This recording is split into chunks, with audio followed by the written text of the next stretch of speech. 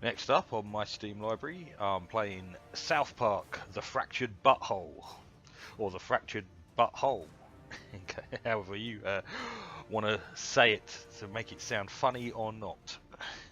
Uh, South Park: The Fractured Butthole, which is my preference of the way to say it, is a role-playing game.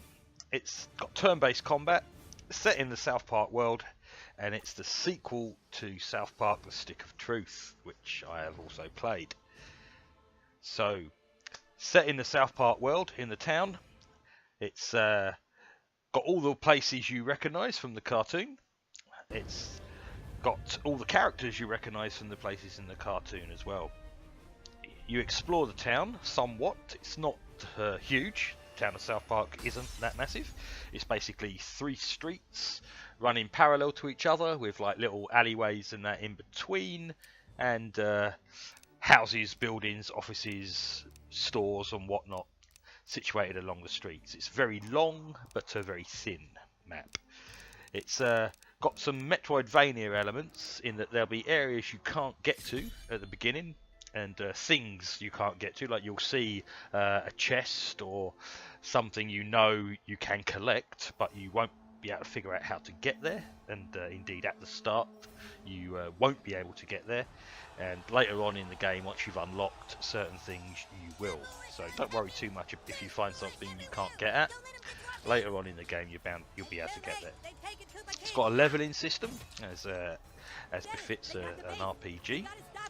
It's got, say, turn-based combat in which you pick a combat team, usually. Sometimes it's just you, but mostly it's a team of you and 3 others, a team of 4. 3 other characters from the cartoon comprise your combat team. It's got skills and crafting and that sort of thing. It's a decent size. It's not huge, but a decent size. I say South Park map isn't that big, but yeah, it's still got a lot to keep you occupied. And it's pure South Park, pure South Park style, pure South Park look, animation, all the voices, all the South Park actors' voices, and of course the South Park humour. So, just like in the first game, in A Stick of Truth, you play the new kid. That is your only name in the game. You are always referred to as the new kid, or alternatively douchebag or buttlord. Usually buttlord in this one for reasons which become apparent as you play it. But yeah, you don't have a name and you don't have a voice. You never say anything. So you can create your character at the beginning, give your character a different look, different sort of hairstyles, and even facial hair. Even though you're supposed to be a kid, you've got some facial hair to choose from. So you start the game, and you start off. I don't know, if you played Stick of Truth, you'll know that Stick of Truth was the game was like a fantasy game. The kids were supposed to be playing a fantasy game, and it was a fantasy RPG. That's what the characters and the classes were based around, were fantasy games. And you start this game like that, playing it. But within the first few minutes, you realise they decide to stop playing fantasy and they start playing superheroes instead. So now you create your character again, but this time creating your character with superhero powers and superhero skills. And you are part of Coon and Friends. Coon and Friends is Cartman's superhero franchise, modelled on the Marvel Cinematic Universe, obviously. He has in the Coon lair in his basement. He has the Phase 1, 2, 3, or 4 franchise plan of all the movies he's going to bring out, and all the different characters. And you are part of reluctantly accepted to start with as part of Coon and Friends. So you explore the town. You've got quests, side quests, collectibles, materials for crafting to find. Most of the collectibles are either materials for crafting or costumes.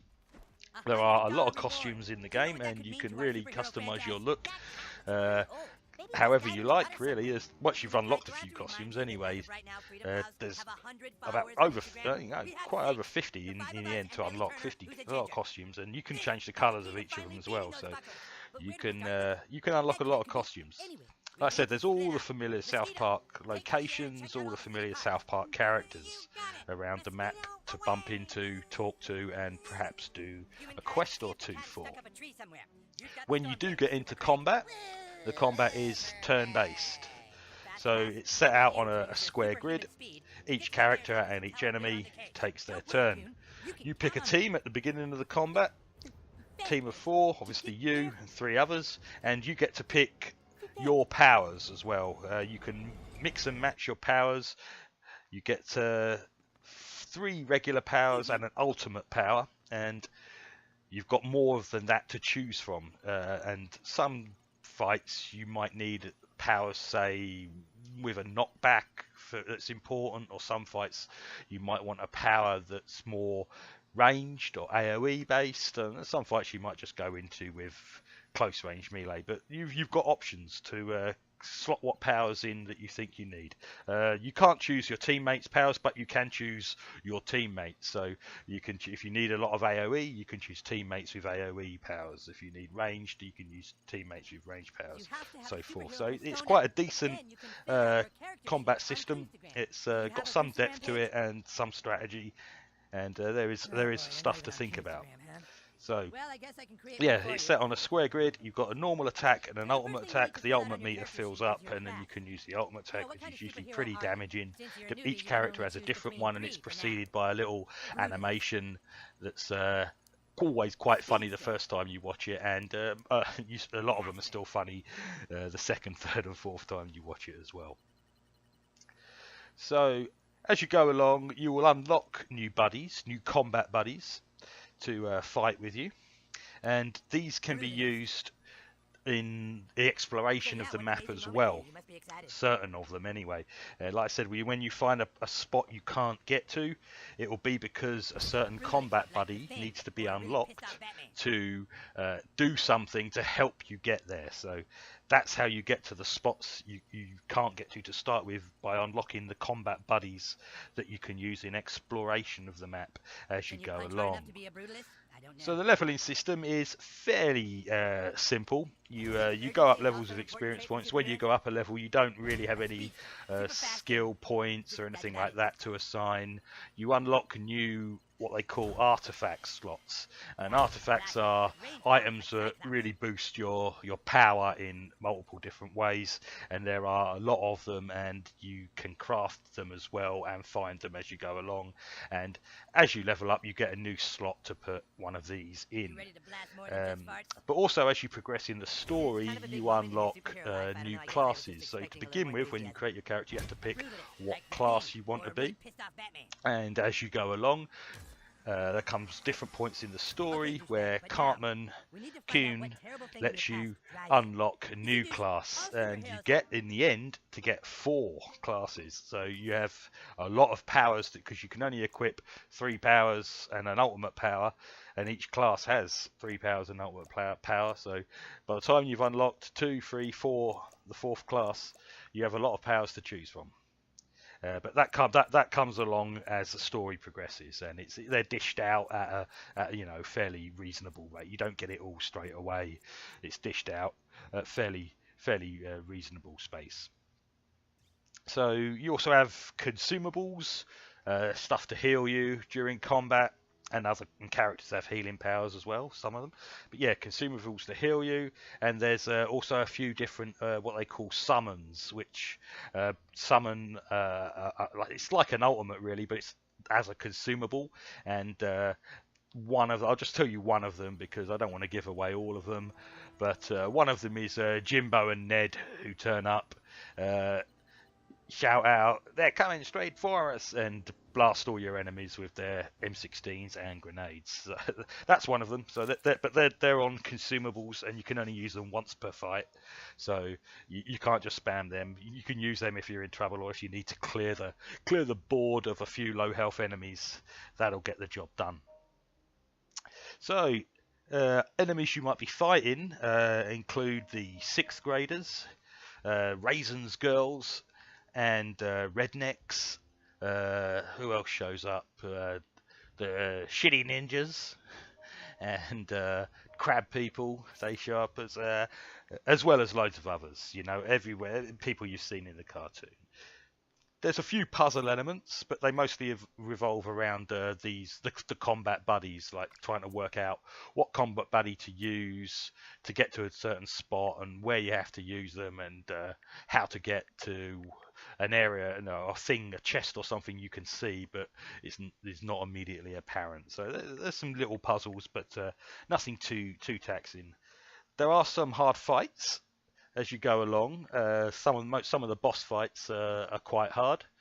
Well, I say quite hard. They just require the right strategy. If you're just going into them the same way every time, you might struggle with certain fights. But if you just have to think about, if you're dying, you have to think about, what's killing me, what's doing the damage, how do I avoid it, and how can I do damage back in return from a safe spot or staying safe. So you definitely need to think about some of the fights and change up your powers and your teammates accordingly. But there are several difficulty options in the game if you're finding it too easy, too hard. I think in all I think there was about 5 different difficulty settings, 4 or 5. So definitely you're able to customize how challenging you want the combat to be. I played it with my Steam controller.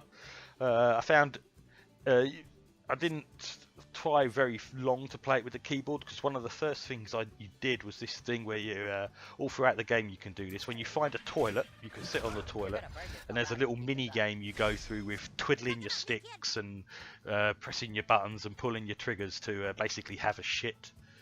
And the first time I tried that when I was still on keyboard, it was really fiddly, nigh on impossible to do, I think, with the keyboard.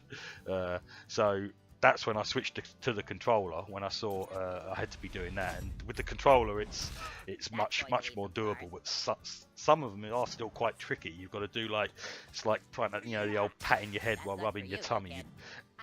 Doing a lot more than, you have to twiddle your one stick one way, the other stick the other way, while clicking one trigger and clicking another button.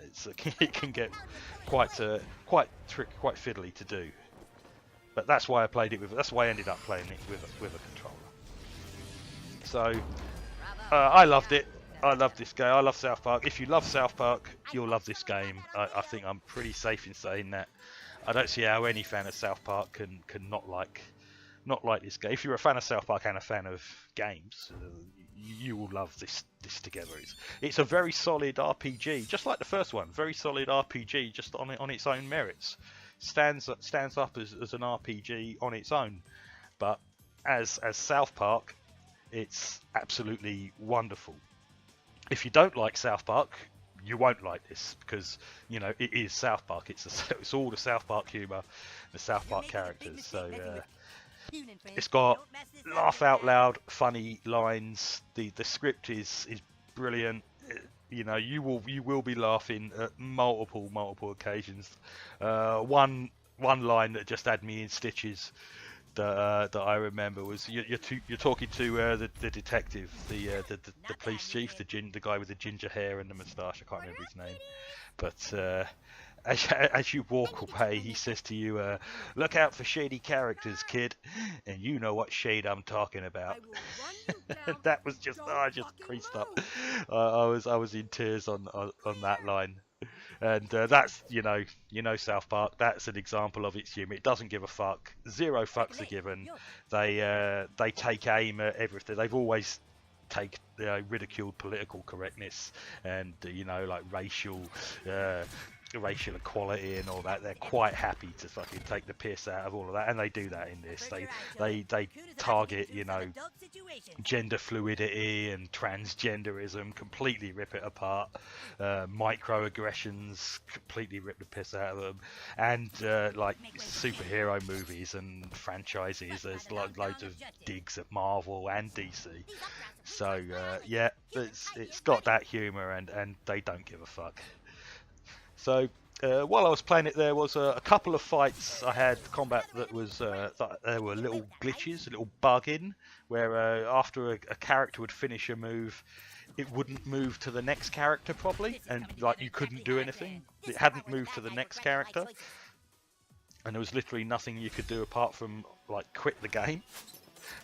But then I looked it up, and it was the solution was to Alt Tab to something else on Windows. Just Alt Tab out, and then come back, and then the character has his move ready to make. So if you encounter that, if you encounter a fight where the next character's you can't initiate the next character's move, just Alt Tab out. And that happened a few times, but once I found out the Alt Tab move, that solved it every time. So that's just a weird bug.